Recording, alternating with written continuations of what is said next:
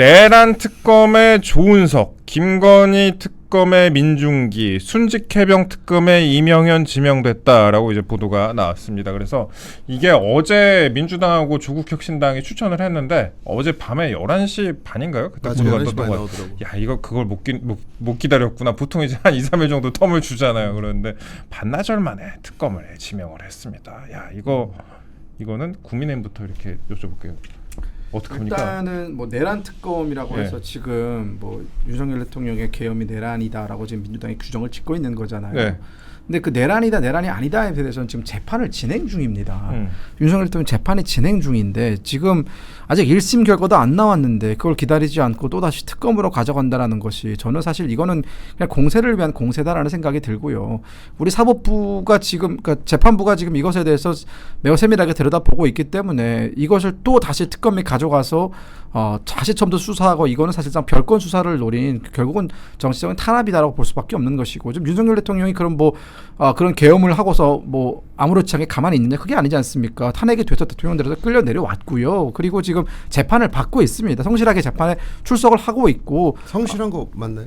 성실하게 지금 이재명 대통령처럼 뭐 재판 피해 다니고 막 그러진 않았잖아요. 막 영장 안 받고 그런 적 없거든요. 지금 뭐 어젠가요 그젠가요도 뭐 재판 출석하시던데요 보니까 그 경찰 수사랑 헷갈리신 것 같은데 경찰 수사를 헷갈린 게 아니라 일부러 얘기하는 겁니다. 알겠습니다. 네.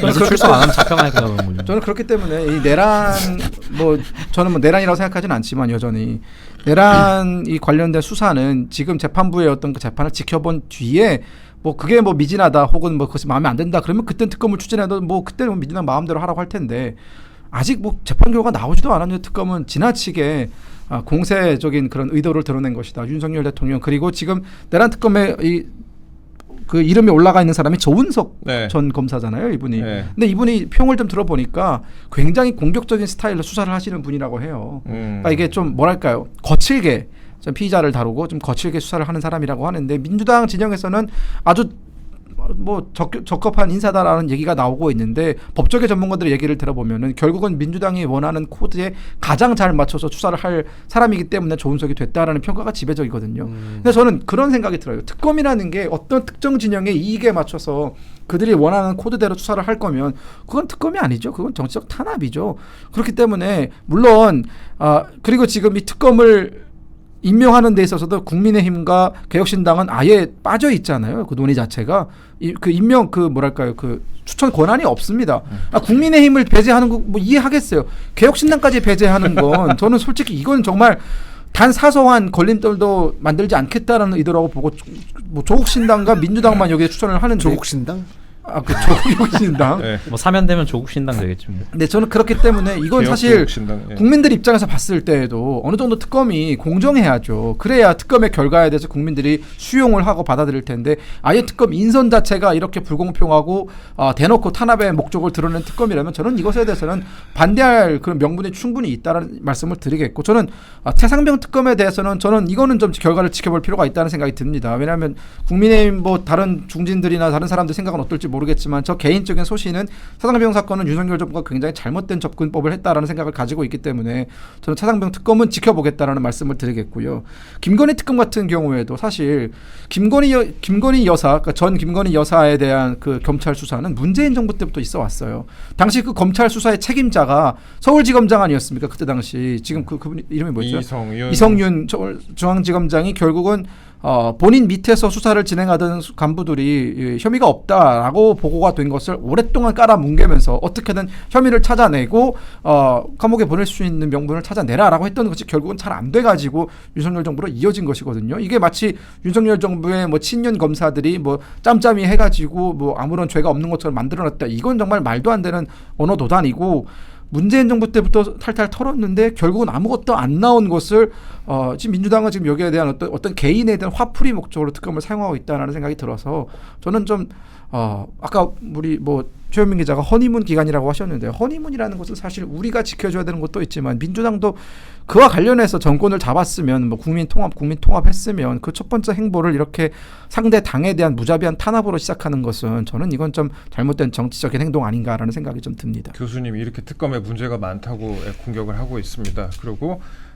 개혁신당과 민주당이 개혁신당과 국민의힘이 배제가 됐다 이런 얘기도 하고 있는데 어떻게 생각하세요? 특검에 대해서. 공정한 특검이 돼야 되니까 국민의힘이 배제가 되는 거고요. 그러니까 개혁신당은 저희는 왜 개혁신당이 근데 특검에 본인들 넣어달라고 주장한 적이 있나요? 이전 특검에서는 계속 아마 주장을 했어요. 넣어달라고 주장했었나요? 근데 뭐 이번 특검에서는 개혁신당 결국엔 찬성은 한 걸로 알고 있는데. 그러니까 그게 반대 이유가 본인들 넣어달라는 했어요. 거였나요? 추천 때? 그때 아마 네. 추천권이 뭐 민주당에만 있는 것은 불합리하다 이런 얘기도 냈던 것으로 알고 그래요? 있어요. 그래서 그럼- 아마 그때 진보당인가 그게 아 네, 맞네, 그쵸, 맞아 그쵸. 그거 있었어요. 네, 아, 모른 맞아, 척해요. 그건 있었다. 그죠. 왜 오른 척 하십니까? 아니, 그치. 그 어. 진보당이랑 개혁신당 합쳐도 10% 안 되니까 뭐 이제 또 진보- 할수 있지. 이제 진보당이 한석 더 많아져가지고. 네. 아무튼 근데 8.4%. 그렇기 때문에 그런 거라 말씀드리고 그리고 또 다시 한번 말씀드리고 싶은 것은 이 세 개 특검 전부 국민의힘 의원들 일부도 찬성을 했다는 겁니다. 그리고 아직도 김건희 여사와 관련돼서 뭔가 털어도 없었는데 지금 무리하게 털려고 한다라고 생각하시고 저는 되게 놀랍는데 김건희 여사가 과연 정말 털어도 안 나올까요? 지금 의혹이 윤석열 정부 들어서면 추가적으로 나온 의혹만 해도 그게 몇 가지인데 그거에 대해서 이거를 제가 조금 예. 교통 정리를 좀 하면은 뭐 잘못한 사람 잡아가라는 거는 전 늘 찬성하는데 웃긴 게 난 이게 되게 웃겼어요. 김건희 저거 데려갔을 때 검찰에서 조사할 김건희 또 때 저겁니까? 저도 김건희 여사라고 하잖아요. 평등하긴 끝까지. 하네요. 그 어떤 측면에서 평등한. 검찰 조사 받을 때 네. 뭐 삼자의 장소 가서 받고 뭐 이렇게 했었잖아요. 근데 왜 김정숙은 서면으로만 받아요? 나는 이거 기본적으로 이재명이라는 사람이 제대로 해야 되는 게 김정숙이든 김건희든 이런 건 중요하지 않아요. 잘못했으면 제대로 조사를 받고 특검이든 뭐 검찰 조사든 경찰 조사든 성실하게 받아야지. 그 그냥 일반인이잖아. 이제 전직이 이제 다들. 그리고 영부인은 그냥 그 명예잖아요. 그러니까 빨리빨리 조사 받는 걸로 가야지. 뭐 이거에서 뭐 저거다 이렇게 하는 것 자체가 접근이 전 잘못됐다고 봐요. 자, 정리가 된 줄 모르겠는데 네. 아무튼 말을 계속 하면은 저는 국민의힘 의원들 일부는 이거 특검 빨리 털어내고 싶다고 생각할 거랑 전 그렇게 생각하거든요. 김건희 여사든 윤석열 전 대통령이든 이 사람들과의 빨리 연을 끊어야 된다. 빨리 수사할 거 수사하고 밝혀질 거 밝혀져가지고 지금 뭐 계속해서 뭐 국민의힘 전체를 흔드는 거다라고 말씀하시는 분들은 지금 뭐 예를 들면 그 비상계엄 때 통화했던 뭐 추경호 원내대표라든지 이런 사람들까지 다 잡아들이려는 건 아니냐라고 얘기를 하는데 저는 혐의가 있는 그런 그 당시에 왜 통화를 했을까? 그리고 추경호 원내대표는 왜 당사로 오라고 했을까? 한동훈 전 대표는 한동훈 이쪽이 아니죠. 한동훈 전 대표는 그 국회로 갔는데 이쪽일 수도 있어요. 아니죠. 미래를 모르는 거니까. 한동훈 전 대표는 국회로 갔는데 왜 추경호 원내대표는 여기로 하죠? 그런 것들에 대해 밝힐 건 밝혀야 되는 것이고요. 저는 그래서 그 윤석열 전 대통령의 비상계엄이나 이런 것과 전혀 연관이 없는 깔끔한 사람들은 빨리 털고 싶을 거라 생각해요. 그러니까 일부는 특검법도 빨리 통과시키고 왜냐면 이거를 털어내지 못하면 탄핵의 강, 윤석열의 강 못 건너요. 국민의힘은 이거를 털어내야 건널 수 탈당했잖아요. 에이, 지지선언을 했죠. 김문수 후보 지지선언하고 탈당한다고 끝납니까? 그러면은 뭐 예를 들면은 지금 뭐 우리 당과 관련된 사람들 중에 탈당하면은 자 이제 탈당했으니까 뭐 그렇게 생각하실 거예요? 아니잖아요. 그렇게 생각했는데요. 민주당이 탈당했네 그럼 됐네 뭐. 아예 그렇게 그건 아니고 그렇기 때문에 저는 국민의힘도 보수 재건하고 싶은 분들은 김건희 여사, 윤석열 전 대통령이 이제 보고 싶어하지 않을 겁니다. 이 단어를 어떻게든 혐의를 빨리 털어내고 싶을 거라고 생각합니다. 반론을 드린다면 뭐 계엄 관련해서 저는 가장 무관한 사람이에요, 사실. 뭐 확실합니까? 탁실하죠. 저는 당이잖아요. 그냥 민간인이었기 때문에 사실 뭐 같은 계엄에 대해서 당이잖아요. 같은 당이어도 계엄에 대해서는 갔다가 반대하죠. 나왔잖아요. 꼼라드가 이거밖에 안 됩니까? 뭐라고요? 꼼라드? 꼼나드가 뭐예요? 동지. 꼬무레드? 어. 네. 꼬무레드. 러시아어예요. 네. 자, 근데 그러니까 저는 그런 생각입니다. 저도 역시 계엄에 대해서 단 한 번도 찬성한 적이 없어요. 계엄에 대해서는 지금도 요전에 왜 그랬는지 모르겠다는 입장이고 계엄에 대해서는 정말 강경하게 반대를 해온 사람 중에 한 명입니다. 그런데 지금 민주당이 주장하고 있는 그 특검이라든가 그 특검의 규모라든가 뭐 성격이라든가 뭐 지금 이렇게 빠르게 추진하는 내용이라든가 이런 것들을 다 봤을 때에는 지금 거의 지금 뭐 탈탈 털어서 아예 그냥 드잡겠다라는 식으로 들어오고 있거든요. 근데 제가 말씀드리고 싶은 것은 아까 최현민 기자가 이런 말씀을 하셨어요. 죄가 있으면 벌을 받아야 된다. 동의합니다. 죄가 있으면 벌을 받아야죠. 그러면 죄 지은 만큼만 벌 받으면 되는 거예요. 그렇죠.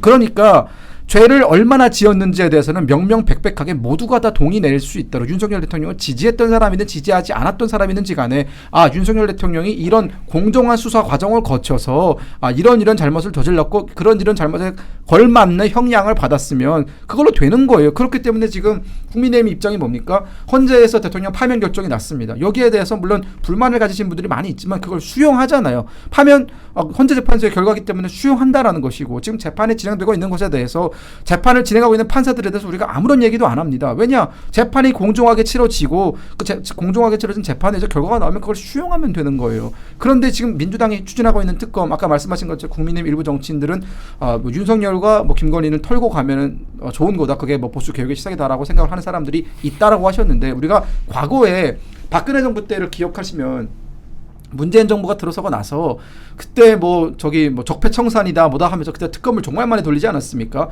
그러면서 정말 사소한 어떻게 보면은 죄의 경중을 따지지 않고 모든 사람들 보수 진영과 전멸하다시피 했기 때문에 홍준표 대표도 그에 대해서 여러 번 얘기를 하셨잖아요. 그때 거의 절멸 수준이었다. 그러니까 우리는 그것에 대한 기억을 가지고 있어요. 우리가 여러 가지 면에서 민주당에 양보를 하고 그들이 공정한 수사를 하겠지라고 기대를 했더니 거의 보수 진영을 완전 토막내듯이 말살을 하려고 했던 그 기억이 있기 때문에 마치 지금도 그때와 다르지 않다라는 겁니다. 저는 죄를 지었으면 벌을 받아야죠. 근데 그 죄를 지은 사람 누구는 죄를 지었어도 대통령이 되고 누구는 죄를 지었다고 해서 대통령도 파면이 되고 재판도 받고 공수처 수사도 받고 뭐 정말 받을 수 있는 모든 어떤 사법기관의 그 수사는 다 받고 있거든요. 이게 공평한가라는 거예요. 저는 그렇기 때문에 사법 정의가 살아있다라는 걸 이재명 정부가 얘기를 하려면 이재명 대통령의 재판부터 똑바로 처리를 했어야죠. 본인의 재판에 대해서는 대통령이 되자마자 재판 안 받겠다라고 버팅기면서 다른 사람의 재판에 대해서는 너는 이제 뭐 만거 역적이니 너는 뭐 한 70명 80명의 검사를 통해서 내가 탈탈 털어줄 거야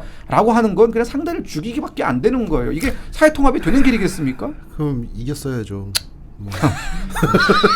근데 이 특검이라는 게 승자가 하는 건 어쩔 수가 없어요. 그러니까 근데 여러분도 이제 특검 옛날 기억하실 거예요. 제가 2016년 17년 그때 전 특검을 그때 취재했던 생각하면은 말도 못 하는데 그때 최순실 특검 취재할 때 보면은 이 특검이라는 게 인지 수사가 가능합니다. 그리고 거의 그냥 실시간으로 피의 사실이 막 공표가 돼요. 특검 같은 경우는 맨날 브리핑을 하게 되고, 근데 그때 규모의 뭐 6배 뭐 이렇다는 것 같습니다. 그렇습니다. 특검이 최소 6배지. 거기다가 또 뭐 나중에 더 붙고 뭐 연장되고 이러면은 뭐 1년 내내 올해 1년 내내 특검으로 이어져 갈 수도 있다. 근데 이렇게 지금 생각을 민주당에서 하는데. 뭐 하나만 얘기하자면 우리나라의 유구한 전통이 전직 대통령 감옥 보내기잖아요. 근데 뭐 그건 그렇다 치는데 그 윤에 대한 윤석열, 김건희 해가지고 막 악마하고 뭐 이렇게 해서 뭐 특검으로 해서 이렇게 할 거 아니에요.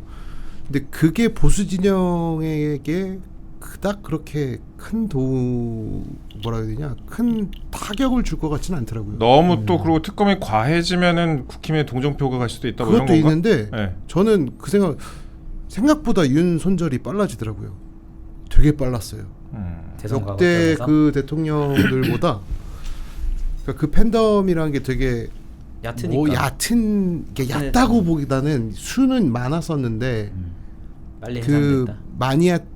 얼마나 이 사람을 많이 좋아하는가 요거에 대한 그게 되게 해서 요즘 이제 우파 사람들 이렇게 글 올리는 거 이렇게 쫙 보면은 대부분 야 박근혜 때 학살했던 사람이 지금 저 위기가 처했으니까 지가 지 업보 받는 거다 이제 이런 식으로 여론이 이렇게 흘러가는 게 좀 보이니까 그래서 굳이 그거를 악마해가지고 저렇게 한다고 해서 효과가 뭐 있을까요? 아니죠. 그 생각이 좀 효과가 들더라고요. 있습니다. 이건 네. 지금 보면 그 특검 법안 내용을 자세히 들여다보면은 네. 모든 지점에서 별건 수사가 가능하도록 되어 있어요. 아니 그거야 뭐 당연하죠. 그러니까 지금 특검을 내란 특검이라고 명명은 지었지만 내란 특검 하다가 결국은 뭐 저기 아까도 말씀드린 것처럼 추경호 원내대표도 그때 왜 이거 했냐 이러면서 이제 수사가 국민의힘 의원들로 이제 확대가 된단 말이에요. 근데 이게 아까 우리 앵커님께서 말씀하셨지만 결국은 1일 브리핑이 가능한 건데 근데 이게 어떤 수사 단계에서 나온 혐의에 대해서 브리핑을 하는 게 팩트는 아니잖아요.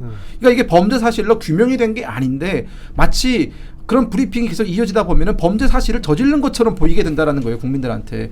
그리고 나중에 이게 재판에 가서 소명이 돼서 무죄를 받다 하더라도 무죄를 받은 사실에 대해서 사람들은 모릅니다. 사람들은 오직 TV에 나온 어떤 특별 검사가 나와가지고 이러이러한 이러이러한 혐의가 있다, 이러이러한 죄를 저질렀다라고 하면서 마치 최순실의 태블릿처럼 그냥 계속 겹싸이는 거예요. 박근혜 대통령 탄핵 때도 보면은 지금 지나서 보면은 걸러지는 것과 박근혜 대통령이 실제 했던 것과 이렇게 구분이 되잖아요. 이게 한 시간이 한 5, 6년 정도 지나야 보인단 말이에요. 근데 지금 현 시점에서 윤석열 대통령이 계엄을 했고 계엄을 때렸고 그에 대해서 탄핵을 당했고 조계 대선이 이루어졌고 여기 1년 동안 특검을 하게 되면은 진짜 이건 악마화가 아니라 그냥 악마가 되는 겁니다. 저는 그래서 이건 불필요한 어떤 뭐 피해자라든가 불필요한 희생자를 만들 필요가 없다라는 거예요. 죄를 지은 사람만 죄를 감당하면 되는 겁니다. 근데 지금 민주당이 하고 있는 특검은 그게 아니라 죄를 지은 놈을 최대한 많이 만들겠다라는 것이거든요. 민주당 일각에서 지금 국민의힘 뭐 위헌정당 해산까지도 유력하게 검토가 되고 있어요. 뭐 정당법 개정을 통해서 박홍근 전 원내대표가 뭐 그런 얘기도 했잖아요. 뭐 내란에 준하는 뭐 이런 가담한 정당에 대해서 뭐 어쩌고 저쩌고 했는데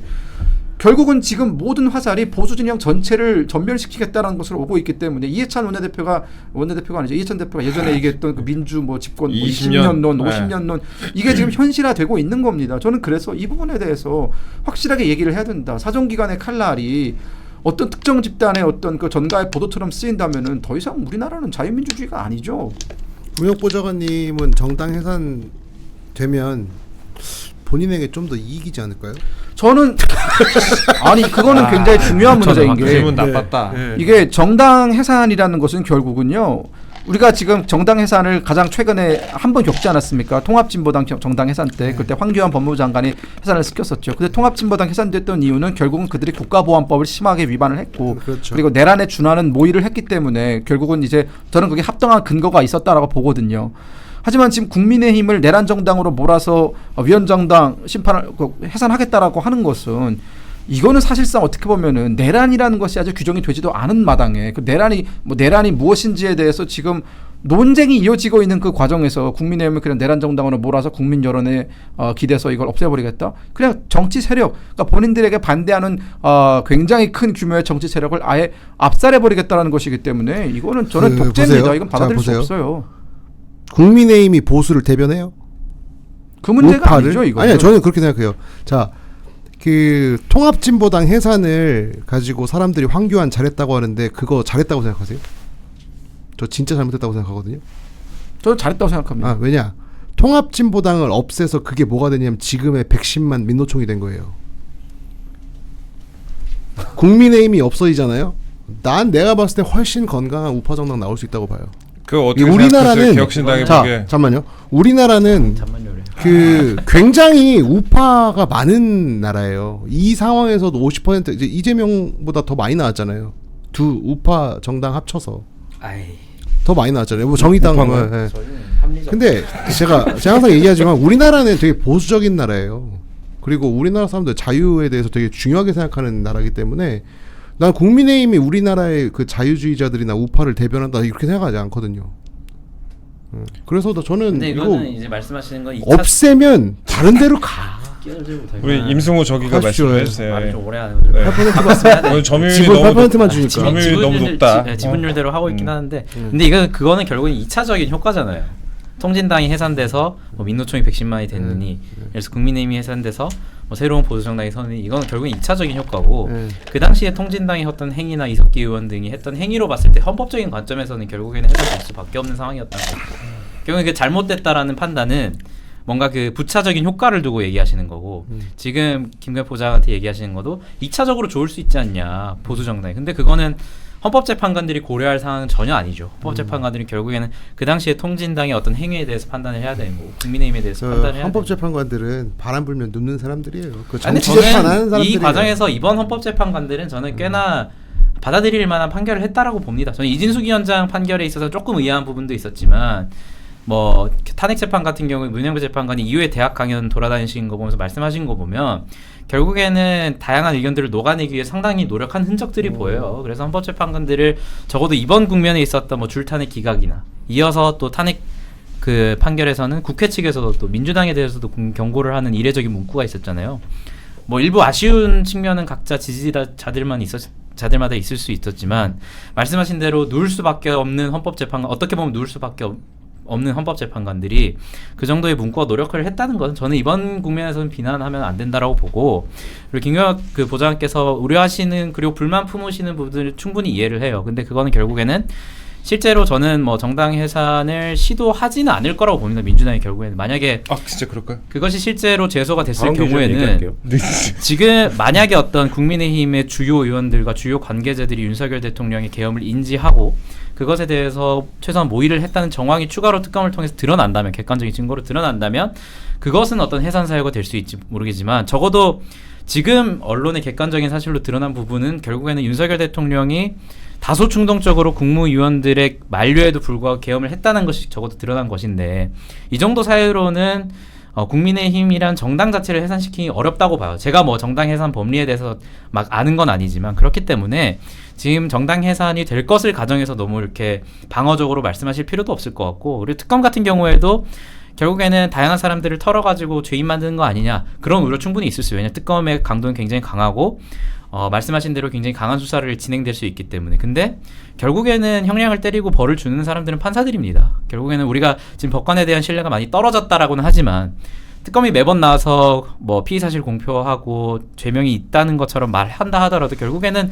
법정에서 일정 부분 가려붙이는 부분이 있기 때문에 너무 그렇게 방어적인 태도를 취하실 필요는 없고, 또한 만약에 정말로 사정 정국으로 들어가고자 했으면 특검 안 하고 검찰 정국으로 들어갔어도 마찬가지예요. 이재명 대통령이 주요 검찰 인사들을 자신의 입맛에 맞는 사람들, 소위 진보 성향의 검사들을 세운 다음에 뭐 지선뿐만 아니라 앞으로 있을 총선이나 주요 선거들 굵직한 국면이 있을 때마다 그 카드 꺼내 들어서 말씀하신 대로 그냥 공소장 흘리고 검찰에서 검찰발 정보라 하면서 흘려가지고 그냥 죄인 만들면 되는 거거든요. 그래서 그 강도의 측면에서 봤을 때는 오히려 말씀하신 것처럼 지금 특검을 통해서 빨리 정리하는 게 국민의힘에게도 이익이 될 수 있지만, 저는 그걸 떠나서 국민들이 많이 피곤해하실 것 같아요. 이제 사실 이재명 대통령이 후보 당시에, 그리고 민주당이 선거를 진행하는 그 과정에서 내란이라는 단어를 굉장히 많이 썼습니다. 내란 프레임이었죠. 예. 근데 저는 내란 혐의는 짙다라고 보는데, 방송에서는 내란이라는 단어를 거의 사용하지 않았어요. 왜냐하면 어쨌든 형사적으로 결정이 돼야 되는 부분이기 때문에. 근데 그걸 너무 많이 사용해서 뭐 이준석 대표랑 다시 김문수 후보가 뭐 내란 연합할 것이다, 뭐 이런 말도 하셨거든요. 저희는 무슨 상관이, 뭐 그 동탄에서 샤워했다 뭐 이런 걸로 지금 내란범 만드는 것도 아니고, 그런 어떤 거에 대해서 굉장히 피곤해하시는 분들이 많은 것 같아서, 뭐 해병 특검 같은 경우는 여야 모두 반대가 없는 것 같고, 뭐 내란 특검, 김건희 특검 같은 경우에도 사실 굉장히 오래된 의제고, 내란 특검은 시기는 짧지만 굉장히 좀 많이 그렇게 된 상황이잖아요. 그런 상황으로 봤을 때는 어쨌든 논쟁을 짧고 굵게 빨리 끝내는 게 국민들이 원하시는 길이지 않을까, 뭐 그런 생각도 합니다. 교수님, 그러면 저 위원정당 해산에 대해서 최근에 그 박홍근 의원도 그런 얘기를 했었고, 그다음에 김현정 의원인가요? 그분도 이제 비슷한 얘기를 하신 것 같은데, 이 당이 없어졌으면 좋으시겠어요? 두 분의 좀 달랐다고 보면 김현정 의원은 네. 그 국민의힘 김용태 비대위원장이 이야기했던 뭔가 윤석열 전 대통령과 뭔가 절연하자는 개혁안, 이것도 못 받아들이면 너네 진짜 이게 정당으로서의 가치가 있냐라고, 그런 좀 압박이었다고 보고, 전제가 있었다. 네, 그러니까 박홍근 의원이 내신 거는 국민들 아마 진보 진영 일부에서는 해산까지 해야 된다 주장하는 분도 있겠죠. 그런 분들의 목소리를 담아서 법안 발의를 한 거지, 우리 당에서 절대 당론으로 채택될 수 없다고 보고요. 그리고 그렇게까지 가면 말씀하신 대로 정말 특검을 이용해서 막 정당 해산까지 가고 정말 많은 사람들을 막 범죄자로 몰아가고 하면은 주권자들이 가만 안 있어요. 그러니까 저는 이런 얘기하는 게, 우리나라 주권자들 진짜 무서운 사람들이거든요. 순식간에 뒤집어지는 사람들이에요. 그럼요. 저는 그렇기 때문에 저는 정당 해산도 사실, 저는 통진당 정당 해산도 반대하는 사람인데, 정당 해산의 권리를 헌법재판소라든지 정치권이라든지 이쪽에 주면 안 된다고 생각합니다. 저는 정당 해산은 주권자들이 알아서 해산시키는 거라고 생각합니다. 그렇기 때문에 만약에 국민의힘을 주권자들이 여전히 국민의힘을 인정하고 있는데 해산시키잖아요. 그러면은 주권자들 가만히 저는 탄핵 역풍처럼 노무현 대통령 때처럼, 야 우리가 노무현 대통령 싫다고 했지, 끌어내리라고 했어? 근데 탄핵 소추를 해? 하고 바로 심판하잖아요. 정당 해산도 똑같을 거라고 보는데, 야 우리가 국민의힘 못했다고 했지, 이걸 해산시키라고 했어? 그러면서 바로 또 역풍 불 거라고 생각하거든요. 그리고 정당 해산 그 법도 완결성이 너무 떨어져요. 내란을 하는 그 대통령이 속한 정당, 그럼 내란하기 전에 탈당하면 어떻게 되는 거죠? 그리고 만약에 그 내란, 뭐 그러면은 그 대통령이 당선될 때 소속된 정당, 그러면은 그 당적 변경한 다음에 내란을 일으키면 어떻게 되는 거죠? 그러니까 완결성도 매우 떨어지는 법안이고, 저는 이거에 대해서는 저는 이 정당법 요거 위헌정당 해산 얘기 나올 때마다 독일 사례 계속 얘기하고 다니는데, 독일이 히틀러랑 나치를 겪은 다음에 국가 체제 시스템을 다 바꿨거든요. 독일 단일 국가에서 연방 국가로 바꾸고, 정당법도 바꾸고, 정당법이 뭔가 정당 교육, 뭔가 그 시민들 교육 이런 것들도 부과하고, 책임 의무를 부과하고, 그리고 선거제도도 그런 체제를 전복하려고 하는 민족주의 정당도 못 들어오게 만들고, 그 허들 높이고 다 바꿨어요. 근데 그러고 나서 초반에 그런 민족주의 정당이 막 슬금슬금 나올 때마다 해산시켰거든요. 근데 가장 최근에 2017년에 네오나치당이 또 나왔는데 네. 해산을 기각했어요. 그러니까 헌법재판소 뭐라고 했냐면은 야 얘네들 아무리 지금 민족주의 또 내세우고 체제 바꾸자고 해봐야 주권자들이 얘네 인정도 안 해준다. 얘네들은 주권자들이 인정 안 해주는 정당이기 때문에 그냥 내버려둬라. 어차피 독일의 주권자들은 얘네를 인정해주지 않기 때문에 체제에 위협이 되지 않는다라고 하면서 해산 신청을 기각했어요. 저는 그 정도 수준까지 가야 된다고 생각해요. 정말 이게 심판받아야 된다. 나쁜 정당이다 하면은 그건 주권자들이 할 역할이에요. 이거를 우리가 정치권에서 법을 바꿔서 막 이 규정을 만들어서 자 규정 어겼으니 해산시킵시다 이렇게 하면은 저는 안 된다고 생각합니다. 주권자한테 맡겨야 된다고 생각합니다.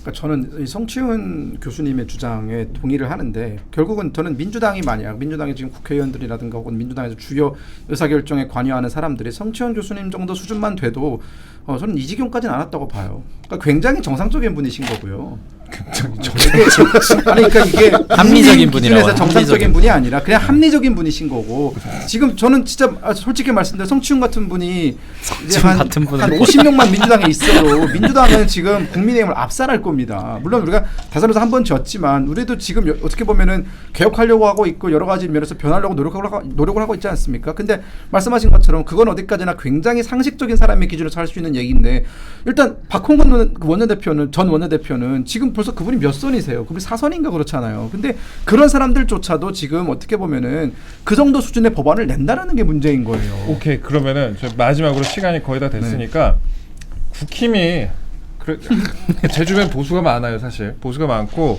저희 시청자들도 보수가 많은데 물론 이 프로그램은 임승호의 팬이 많지만 아니에요. 우리 다 사라졌어요. 개혁신당이 먹혔나요? 이 대선 끝나고 다 이 사라졌어요. 낮 시간대는 좀 개혁신당이 네네. 많더라고요. 근데 시간. 그 지금 국민의힘 생각하면은 뭐 고구마 100개 먹은 것 같다고 생각하시는 분들 많아요. 진짜 사실 대선 망했잖아요. 망했는데 안에서 지금도 내홍 지금 뭐 개파별로 또 여러 개 갈려갖고 지금 구친윤 그다음에 친한 뭐 친김까지 나온 것 같아요. 뭐 여러 가지 또 그밖에 나눠지겠죠. 그러니까 각자 하는 얘기도 다르고 지금 김용태 비대위원장이 어떻게 보면 뭐 5가지 개혁안이라고 제시를 했는데 그 개혁안에 대해서도 물론 뭐 김용태 비대위원장에 대해서 순수성을 의심하는 시각도 있고 또 그다음에 그 개혁안에 대해서도 비판하는 시각도 네. 있고 근데 그 개혁안 자체에 대해서 왜 이건 안 하냐고 또 비판하는 시각도 있고 이게 하도 입장이 갈려가지고 그러니까 우리 시청자들도 맨날 싸우거든요. 국힘은 어떻게 됩니까 앞으로? 저는 사실 우리가 지금 표면적으로 봤을 때는 정말 고구마를 정말 몇 개를 먹은 것 같은 상황이고 답답하고 지금 민주당은 저렇게 기세등등 하는데 니네 뭐 하냐 왜 견제 안 하냐 이런 비판이 굉장히 많이 있다고 저도 생각을 하고 저도 가끔씩은 국민의힘 뉴스는 보기 싫거든요. 너무나 머리가 아파서. 아니 인사검증 같은 걸 해야 되는데 인사검증 관련해서 지금 국민의힘이 얼마나 지금 활약을 하고 있는지 전혀 모르겠어요. 오히려 좌파 언론에서 공격을 하고 있지. 근데 저는 우리가 오히려 여기서 긍정적으로 볼 수 있는 점이 몇 개 있다고 봐요. 예. 뭐냐면 일단 저희는 대선에서 패배한 정당입니다. 그러면 그 패배의 원인을 찾는 게 중요하겠죠. 물론 일각에서는 패배의 원인은 간단하다. 윤석열, 김건희 때문이다라고 얘기를 하면 그건 너무나 쉬워요. 사실. 그러면 윤석열, 김건희만 없으면 우리는 대선에서 이길 수 있는 거냐. 사실 그것도 아니거든요. 저는 그렇기 때문에 지금은 우리가 좀 시간이 걸리고 우리 지지자분들이 보기에 답답하더라도 백가쟁명을 통해서 다양한 어떤 컨플릭트가 다 나오는 게 저는 중요하다고 봐요. 결국 유권자들 입장에서는 특히나 국민의힘 지지자들이나 혹은 범보수를 지지하시는 분들이 국민의힘 내부에서 서로의 주장이 충돌하는 것들을 보면서 결국은 그게 나중에 어떤 대중의 지지를 받는 주장이 살아남을 거라고 보고요. 지금으로서는 뭐 한동훈계도 자기들의 얘기를 할 수 있고 김문수계도 자기들의 얘기를 할 수 있고 뭐 구윤석열계도 자기들의 얘기를 할 수 있다고 봐요. 근데 이게 어떻게 하면 당내 민주주의가 살아있는 겁니다. 저는 이건 긍정적으로 봐요. 이게 어떤 일극체제로 인해서 우리가 졌기 때문에 하나를 뭉쳐야 돼라는 그런 논리를 또다시 이게 뭉치게 되면은 내부의 어떤 분열이 해소가 되지 않은 상태에서 그 위에 또 다른 어떤 그 권위주의가 더 씌워지는 것이거든요. 저는 일단 지금 우리가 윤석열 대통령 탈당을 했고 지금 구심점이 사라진 마당에는 우리가 나아가야 되는 개혁적 방향이 어떤 방향이고 그리고 어떤 방향이 우리 국민들과 지지자들의 동의를 얻는지에 대해서는 시간을 두고 좀 논의를 해야 된다라는 생각이 들고 이 논의 과정 자체를 지겹게 봐주시지는 않았으면 좋겠습니다. 어쨌든 우리는 이 논의의 끝을 가져갈 것이고요. 결국은 어떤 것이 개혁이고 어떤 것이 또 다수의 지지를 얻어서 그것이 국민의힘 어떤 당의 전체적인 모습 혹은 나아갈 방향으로 정해지는지는 결국은 그것 결정이 될 거라고 봅니다. 그 개혁신당이 봤을 때는 논의 잘 하고 있어요. 저는 국민의힘을 믿죠. 뭘 여론과 믿어요? 합치하지 않는 결정을 할 것이라는. 근데 저는 뭐 비판하는 것 같지만 후보가 김문수 후보 말고 그 나머지 3번 누구였죠? 한동훈 후보, 뭐 홍준표 후보, 안철수 후보가 나왔다면 이번 대선이 과연 똑같은 49, 42, 8 정도였을까요? 굉장히 달랐을 거라고 보거든요. 근데 김문수 후보를 세운 건 결국엔 국민의힘의 당원들입니다.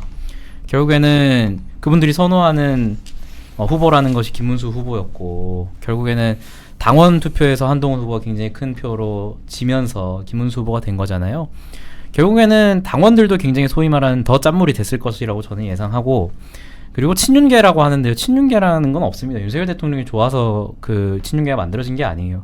주요 권력의 풍향계가 윤석열이라는 사람으로 흘렀기 때문에 뭉친 거기 때문에 그분들은 결국에는 지금 강력하게 지금 후보로 새로운 당권을 잡을 수 있다라고 거론되는 한동훈을 견제하기 위해서 반 한동훈계가 또 뭉칠 겁니다. 그 사람 뭐 나경원이 될 수도 있고 권성동이 될 수도 있고 뭐 김기현이 될 수도 있겠죠. 그분 중심으로 뭉칠 것이기 때문에 또 그분 세워가지고 당원 투표에서 이겨가지고 또 그분이 돼서 유야무야 될 거예요. 42% 받았잖아요. 본인들 잘했을 거라고 생각하고 있을 거예요. 그래서 저도 뭐 국민의힘에 오래 있었지는 않지만 항상 그런 결정을 해왔고 이번에도 그런 결정을 할 겁니다. 네, 큰 기대는 없습니다. 참 리더십의 부재가 참 안타까워요. 국민의힘은 오야붕이라는 게 없어요. 형 진짜 크게 이렇게 만들어줄 사람? 네. 일로 와. 야 이건 아니지라고 딱딱 교통 정리를 해주는 사람이 한 명 정도 있어야 되는데 뭐 이제 민주당도 이재명 없어져서. 대통령 은퇴하면 딱히 인물이 없는 것 같은데요. 그거는 또 모르죠. 우원식 같은 사람이 갑자기 우원식이죠. 떴던 것처럼 호호호 제가 인물일 수 있는 거 아닙니까? 갑자기 깨알 다시 출마할까요? 진짜 다시 재미없습니다. 출마. 고민아 뭐 내가 그런 식으로 재미없다 갑자기 막판에 갑자기 불 붙어가지고 갑자기 성대모사를 막. 한석규 씨. 진짜 재미없거든요. 좋아해 주신 분이 좀 있어요. 조금. 좀 있어요. 교수님도 한 말씀 부탁드리겠습니다. 그 뭘요? 여당의 시각 성대모사 그건 아니지. 교수님인데 그 여당의 시각에서 본 교수님. 어떻게 보면은 경쟁자잖아요. 경쟁자인데 그래도 경쟁? 정치학 교수님이시니까 정치학 교수님으로서 보셨을 때 이 보수 정당이 어떤 식으로 지금 내용을 겪고 있는 보수 정당이 어떻게 나가야 될까 진심으로. 전 아까 특검 얘기 괜히 한 게 아니라 탄핵의 강, 윤석열 강 건너야 시작될 수 있거든요. 근데 이준석 그 대표가 이준석 그 의원이 대표 시절에 박근혜 대통령 그 탄핵의 강을 3년 만에 어떻게든 건너게 한 거잖아요. 이번에도 빨리 건너는 게 좋을 거예요. 그러니까 이거 그래서 특검을 통해서 법적으로 뭔가 처벌받고 뭔가 깔끔하게 되면은 자연스럽게 건너기가 쉬울 거거든요. 전 그래서 김용태 비대위원장이 내용 개혁안도 나름 자기가 어떻게든 이걸 좀 건너보려고 개혁안 낸 거라고 보는데 친윤들이 바로 비토 놓잖아요. 네. 저는 그거 보면서 여전히 친윤들은 진짜 건널 생각이 전혀 없구나. 그래서 저는 이 강을 건널 수 있는 누군가가 계속 목소리를 내야 되고 그럼 강 건넌 다음에 다시 이제 노선 투쟁하든 개파 투쟁하면 되는데 강을 건너지 않으면 그 투쟁이 의미가 없어요. 그러니까 지금 친윤들은 뭔가 강 이미 건넌 거 아니냐, 우리 당 사람 아니지 않냐 이런 식으로 그냥 얼렁뚱땅 넘어가려고 하는데 그렇게 하면 안 돼요. 저는 이준석 의원이 그 당시 했던 것처럼 명확하게 강 건너는 모습 보여주지 않으면은 보수 재건 시작되지가 못할 겁니다. 그럼 그래서 이거 몇 년이 걸릴지 모르겠는데 전 그래서 차라리 특검을 통해서 이거 170일 최장 그거에서 뭔가 깔끔하게 끝날지 어떻게 될지 모르겠습니다만 그렇게 해야 뭔가 이 폐허 위에서 거기서 뭔가 이제 윤석열 전 대통령은 깔끔하게 끝났다. 자 우리 이제 어떻게 갈 것인가 그때 논의할 수 있지 않을까. 지금 여전히 달고 가려고 하는 사람들 때문에 굳이 누구라고 말 안 해도 아실 텐데 그런 사람들 때문에 저는 지금 개혁 논의해봐야. 그래서 저는 권땡땡이 사퇴가 아니라 은퇴해야 된다고 계속 얘기하고 다니는데. 권성동이요? 네. 둘 중에 한 명만이요? 아니면 둘? 권영세 비대위원장은 전 좀 덜 하다고 생각해요.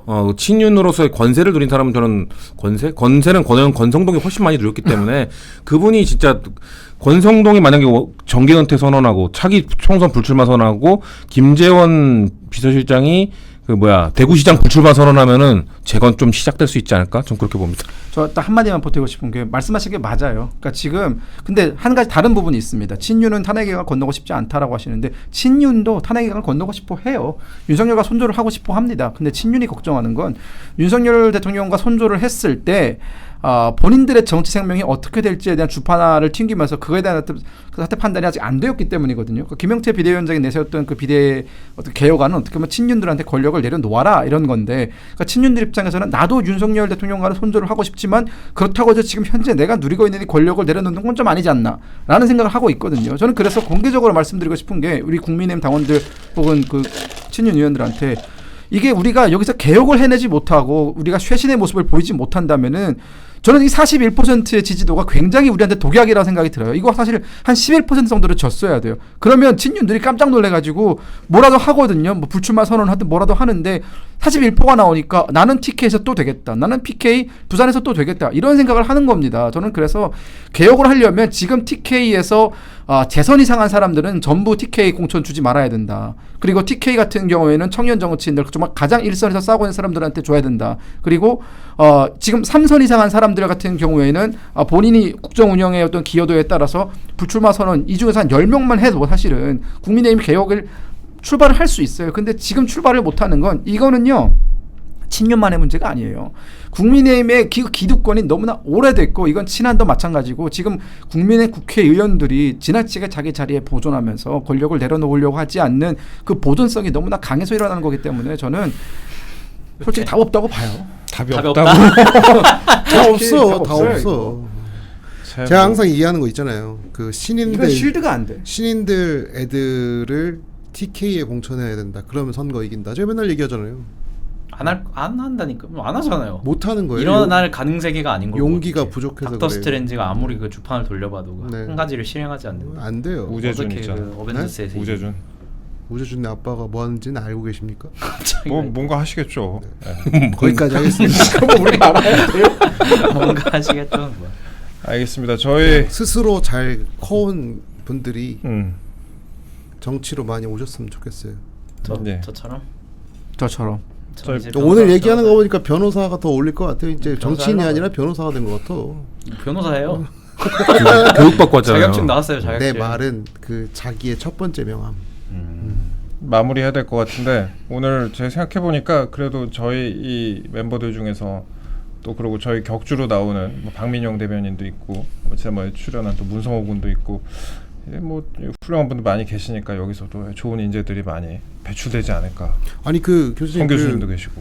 네. 그 민주당에서 여기 출연할 수 있는 또 몇 분들 좀 추천해 줄 수 있어요? 대통령. 펑기? 네? 아, 아이고 썩은 물이라. 그럼 너무 또 프레스 오래 지팔 했어. 또 어, 프레스 또 안 아니, 해. 얼마 전에 하원기 그분 글을 너무 훌륭하게 잘 쓰셨더라고요. 네, 너무 되게 공감했습니다. 길어. 우리 저희 한기 정도면 짧은 거예요. 한기 말고 또 다른 좀 괜찮은 분들 또 저희 뭐 저희도 그렇게 젊은 패널이 이동학 많지가 최고. 않아서 동학이랑 아니, 그 이동학 이동학 최고는 연락했었어요. 그 네. 친 이재명계 쪽에는 젊은 패널이 없나 봐요 거의. 진영. 그러니까 민주당이 20대 의외로 젊은 패널이 별로 20대는 있어. 20대 초반 중반은 아, 있는데. 그러니까 그런 패널들도 그러니까 방송보다 다 그냥 저희 진영 유튜브나 이런 데 나오기 아. 때문에 이 반대 진영 유튜브에 나오기가 쉽지 않을 거예요. 그러니까 적어도 종편이나 이런 데서 반대 진영 사람들과 여기 얘기를 해보고 이런 걸 좀 겪어야. 아니 여기가 겪기 더 좋지 않아요? 여기가 더 너무- 힘든 것 같은데. 아, 들어오자마자 여기가 더 힘든데. 들어왔는데 김원준 총수님하고 인사를 했는데 갑자기 다른 얼굴이. 여기가 더 부드럽지 않나? 정리하시죠. 알겠습니다. 우리 저희가 대선 이후에 오늘 방송했는데 뭐 지난번 방송도 이제 대선 이후였죠. 그랬는데 시청자가 조금 줄었습니다. 슬프네요. 이게 1000명을 못 넘긴. 오늘 1000명 넘었어요. 아, 그랬어요? 1000명은 넘었는데 원래 저희가 2000명 넘고 그랬었는데 네. 오늘은 적자겠다. 돈이 이거는 중요한 게 홍보를 아니죠. 안 해서 네. 그래요. 근데 홍보하기 근데 저는 시작하면 그렇게 사실- 생각합니다. 저희 방송 지난번에도 저희가 말씀드렸었는데 이거 이제 횟수를 좀 늘릴 거거든요. 저희가 약간 이제 이름도 조금 바꿀 거고 구성도 조금 타이트하게 친밀하게 할 거고 횟수도 주 2회에서 3회 정도로 저희가 생각을 하고 있는데 그러니까 저는 이런 장이 좀 많아졌으면 좋겠어요. 우리나라 정치라는 게 그 옛날에 그렇잖아요. 막 80년대 그 서슬퍼른 시대에도 대화 타협에 있던 그런 시대였는데 요즘 정치 보면 뭐 하다 마음에 안 들면 바로 고소하고 고발하고 그러니까 법원으로 달려가 버리는 그런 정치가 돼버린 것 같아서 그러니까 우리 이 장은 그래도 조금 약간 난잡한 것 같아도 그 안에서 좀 답을 찾아가는 그런 젊은이들의 장이 되었으면 좋겠다. 또 이렇게 얘기하면 재미없다고 얘기하겠지. 아니 괜찮았습니다. 예, 그렇게 좀 해보려고 네네네. 하고 있습니다. 예. 그리고 이게 나라가 망해가는 게 학폭위 같은 거 보면 나라 망한 게 느껴지거든요. 예. 교실 내에서 해결이 안 되니까 징징거리면서 교육청 찾아가는 거야. 예. 뭐 잘 밖에서 포장했는데 왜 또 포장을 뜯으세요? 뭐 교실 내에서 그러니까. 이걸로 해결해요? 그럼요. 고소고발 밖에서 하시지 말고 여기 왔고 야차룰로 해결하시는 걸로 그게 그렇게 맞습니다. 한번 해보겠습니다. 예.